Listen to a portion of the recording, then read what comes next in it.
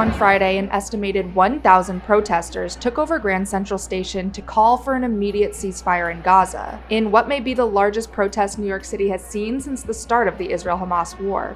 While the Jewish community mourns the loss of the 1,400 Israelis murdered on October 7th, there are a few fast-growing Jewish-led organizations who feel Judaism compels them to oppose the actions of Israel, mourn the loss of civilian lives, both Israeli and Palestinian, and call for an immediate ceasefire to prevent further loss of life. Jews have suffered an incredible amount of trauma and displacement over the centuries, and Jews should not be doing that to any other people.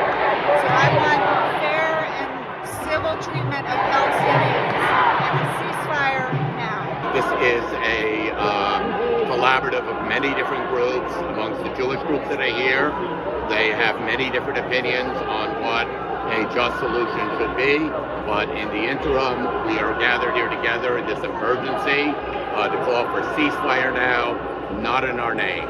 As American citizens, we know that our taxpayer dollars are funding what's happening in Gaza right now. And so we're calling on our government, we're calling on Congress and Biden to call for an immediate ceasefire. Since October 7th, over 7,000 Palestinians in Gaza have been killed by Israeli airstrikes. More than 1 million people have been displaced. The Israeli government has cut off water, food, and fuel to the region. And with little aid coming in, Gaza's hospital system is beginning to collapse. Organizations like Jewish Voice for Peace and If Not Now have organized protests in Washington, D.C. and cities across the U.S. to make it clear that these are not Jewish values. Judaism, at its core, is a tradition that values justice. Tzedek is the word we use. And so we're here out of our deep love of justice, our deep love of humanity, our belief that every life is precious.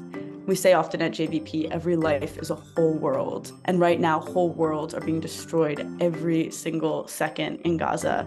We don't believe in a version of justice that only values Jewish life. We only believe in a version of justice that holds the sacredness of all humanity. And so we're not here in contradiction to being a Jewish people. We're not here despite being Jewish. We're here because our tradition calls us to stand up in this moment. So many of us are grieving right now. We're grieving the loss of Israeli life. We're grieving the loss of Palestinian life. We're grieving the horrors of war.